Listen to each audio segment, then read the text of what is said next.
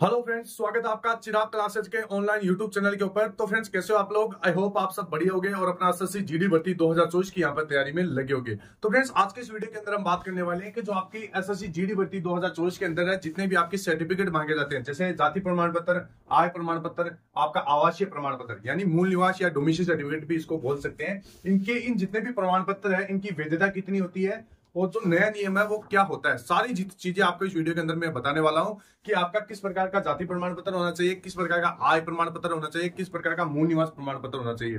तो friends, video बहुत ही ज्यादा आपके लिए इंपॉर्टेंट होने वाला है। वीडियो के लास्ट तक बने रहे और अभी तक आपने चैनल को सब्सक्राइब नहीं किया है तो चैनल को सब्सक्राइब करके बेल आइकन को जरूर प्रेस कीजिएगा, जिससे भर्ती से संबंधित नई नई जानकारी आपको सबसे पहले मिल सके। तो चलिए फ्रेंड्स, शुरू करते हैं। तो यहाँ पर सबसे पहले आप देख सकते हैं, मैं आपको बता देता हूँ, जो आपका जाति, आय और आवासीय प्रमाण पत्र है, इनके अंदर सबसे पहले आपके जो डाउट होते हैं वो किस प्रकार के होते हैं। सबसे पहले डाउट होता है कि वैधता कितने दिन की होनी चाहिए, इसके साथ साथ जाति, आवासीय कौन से लेवल पर बने होने चाहिए। इसके साथ जैसे 3 लेवल होते हैं, एक तो सर्किल लेवल होता है आपका, एक ब्लॉक लेवल होता है, एक आपका डिस्ट्रिक्ट लेवल होता है। तो कौन सा लेवल का यहाँ पर प्रमाण पत्र यहाँ पर आपको चाहिए होगा, ठीक है फ्रेंड्स, और कौन सा चलने वाला है, तो ध्यान से देखिएगा।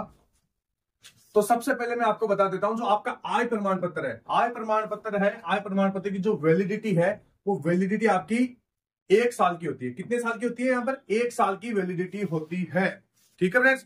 अब यहाँ पर फ्रेंड्स कई बार क्या करते हैं कैंडिडेट, इसको 6 महीने जैसे पुराना हो जाता है तो इसको बनवा लेते हैं, तो वो आपकी मर्जी होती है। वैसे इसकी वैलिडिटी कितनी होती है? 1 साल तक ये वैलिड होता है। ये आपका जो आय प्रमाण पत्र होता है उसके जो आप अगर आपके पास होगा तो आपको कॉर्नर के ऊपर एक डेट होगी, उस डेट को आपको देखना, वहां पर आपको सब कुछ बता दिया जाएगा कि ये इस डेट से लेकर इस डेट तक ये मान्य है, मतलब वैलिड है। अब यहां पर आपको देखिए, जैसे मैं एक एग्जांपल आपको बता देता हूं कि जैसे 5 जनवरी 2024 को आपका ये आय प्रमाण पत्र है, अगर ये आपका बना है तो ये एक्सपायर कब होगा?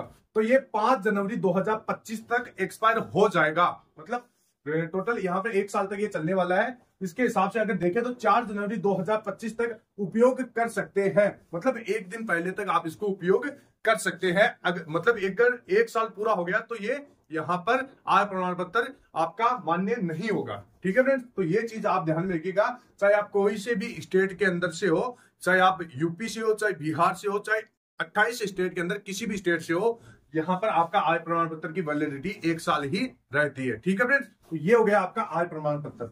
अब यहां पर आगे बात करते हैं आवासीय प्रमाण पत्र। आवासीय प्रमाण पत्र यानी मूल निवास प्रमाण पत्र, मतलब आप कहाँ के निवासी है, कहां पर आप आवास करते हैं, कहां पर आप रहते हैं, उसका एक प्रमाण पत्र होता है, जिसको डोमिसाइल सर्टिफिकेट भी आप बोल सकते हैं। अब यहां पर आवासीय प्रमाण पत्र की वैलिडिटी अलग अलग राज्यों में अलग अलग होती है, ठीक है फ्रेंड्स। लेकिन अधिकतर राज्यों में लगभग इसकी वैलिडिटी कितनी साल होती है? 3 साल की यहाँ पर अधिकतर राज्यों के अंदर इसकी वैलिडिटी होती है, आवासीय प्रमाण पत्र, ठीक है फ्रेंड्स। ये आप चीज ध्यान में रखिएगा। अब यहाँ पर फ्रेंड्स मैं आपको एक चीज बता देता हूं कि जो आवासीय प्रमाण पत्र तो हो गया, उसकी कितनी होती है? यहाँ पर 3 साल होती है। अब यहाँ पर जाति प्रमाण पत्र है, तो जाति प्रमाण पत्र की वैलिडिटी अधिकतर राज्यों में 3 साल की होती है, ठीक है फ्रेंड्स। और यहां पर बिहार में जाति और आवासीय प्रमाण पत्र की जो वैलिडिटी है वो अनलिमिटेड कर दी गई है, अगर वह 2011 मार्च के बाद बने हो, ठीक है फ्रेंड्स। बिहार राज्य को छोड़कर जितने भी आपकी स्टेट है उनमें यहां पर इसकी वैलिडिटी 3 साल है। अगर आप बिहार से है तो 2011 में मार्च के बाद में बनी है तो आपकी इसकी अनलिमिटेड वैलिडिटी हो जाएगी, ठीक है फ्रेंड्स। ये चीज आपको ध्यान में रखना है। अब यहां पर आगे बात करते हैं कि जो जाति, आवासीय कौन से लेवल पर बने होने चाहिए, सर्किल लेवल, ब्लॉक लेवल या डिस्ट्रिक्ट लेवल। बहुत ज्यादा डाउट होता है। अगर मान लीजिए किसी फोरम के अंदर आपको बोल दिया जाए कि जाति और आवासीय प्रमाण पत्र अनुमंडल यानी एसडीओ का बना होना चाहिए, और या फिर डिस्ट्रिक्ट लेवल का बना होना चाहिए, और आपके पास ब्लॉक लेवल का बना हो तो क्या होगा, ठीक है फ्रेंड्स। यानी आपके पास अगर एसडीओ लेवल का बना होना, मतलब मांग लेते हैं कि एसडीओ लेवल का बना होना चाहिए या फिर डिस्ट्रिक्ट लेवल का बना होना चाहिए, और आपके पास कौन सा है? ब्लॉक लेवल का है, तो क्या होगा, किस प्रकार की प्रोसेस होगी। तो फ्रेंड्स मैं आपको बता देता हूं, अगर ब्लॉक लेवल का आपके पास है तो आपको क्या बनना होगा कि आपको अगर अनुमंडल स्तर का बनाना है तो एसडीओ ऑफिस जाना होगा, और वहां से आपको पहले से तो सेल्फ अटेस्टेड खुद से करवाना पड़ेगा, और वहां से जाके आधिकारिक की सील और साइन आपको लगाना पड़ेगा, मतलब यहां से आपको साइन करवाने पड़ेगा एसडीओ ऑफिस से, तब जाके आपका ये मान्य हो जाएगा। इसके बाद में अगर यहाँ पर डिस्ट्रिक्ट लेवल से बनाना है तो यहाँ पर डीएम ऑफिस जाना है आपको, और वहां से आपको इसको वेरीफाई करवा के आना है, ठीक है फ्रेंड्स। तो ये आपका मान्य हो जाएगा। अगर यहाँ पर क्या होता है, कई बार आपका सीधा सीधा मांग लेते हैं कि भाई डिस्ट्रिक्ट लेवल का होना चाहिए और इसके अलावा आपका मतलब कहीं से प्रमाणित किया हुआ नहीं होना चाहिए। इसके बाद में जैसे एसडीओ लेवल का होना चाहिए।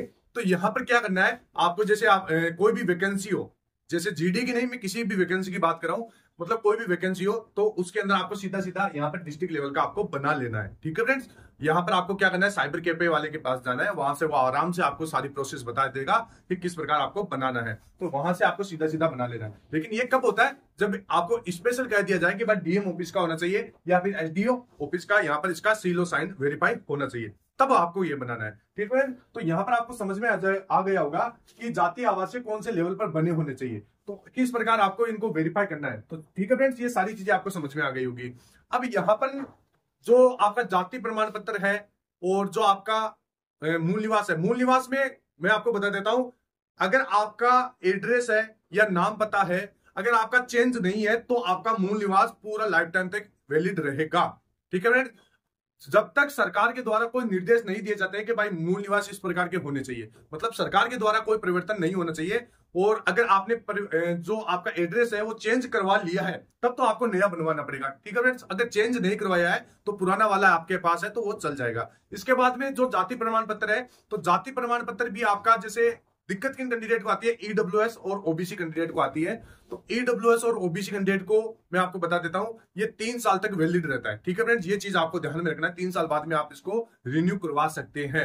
अब यहाँ पर जैसे रिन्यू, अगर आप उसको लॉन्ग टाइम तक चलवाना चाहते हैं तो इस एक शपथ पत्र लगता है उसके साथ, वो शपथ पत्र आपको लगा देना है, जिसके अंदर लिखा होता है कि भाई जितनी भी ये जानकारी दी गई है मेरे द्वारा दी गई है। इसके साथ में जैसे जो आपका जाति प्रमाण पत्र है वो, मतलब जो भी जाति भरी गई है, जो भी आपका इसके अंदर डेट भरा गया है वो सही है। ठीक है फ्रेंड्स, उसमें एक शपथ पत्र होता है, वो शपथ पत्र आपको देना होता है। इसके बाद में ये उसका मतलब जो टाइमिंग है वो थोड़ा सा बड़ा आप सकते हैं। ठीक है, तो ये सारी चीजें आपको समझ में आ गई होगी। जो आपका जाति प्रमाण पत्र है, मूल निवास प्रमाण पत्र है, इसकी वैलिडिटी कितनी होती है, कितने साल तक ये मतलब चलता है, किस प्रकार का होना चाहिए, तो ये सारा मैंने आपको बता दिया है। इसके साथ साथ इसको चेंज भी आप किस प्रकार करा सकते हैं। ठीक है फ्रेंड्स, अगर कोई भी इस प्रकार का आपका डाउट है तो इस कमेंट बॉक्स में बताइएगा, हम वहां पर भी आपका आंसर देते रहेंगे। तो फ्रेंड्स, आई होप आपको ये वीडियो अच्छा लगा होगा। इसके साथ साथ बहुत सारे कैंडिडेट का ये सवाल भी बनता है कि सर एसएससी जीडी का जो रिजल्ट है वो कब तक आ सकता है। देखिए फ्रेंड्स, मैं आपको बता देता हूँ, रिजल्ट आपका जो अभी क्या है, इलेक्शन की वजह से थोड़ा सा इसके अंदर डिले हो गया है, और ये आई होप, मैं लगभग मेरा अंदाजा है कि लगभग आपका 11 मई तक आपका रिजल्ट यहाँ पर जारी कर दिया जाएगा। ठीक है फ्रेंड्स, तो 11 से बाद ही आप देख सकते हैं, या तो 2-4 दिन ऊपर नीचे हो सकते हैं, लेकिन एक मोटा मोटा मैं आपको डेट बता देता हूँ, 11 मई तक एसएससी जीडी भर्ती 2024 का रिजल्ट जारी कर दिया जाएगा।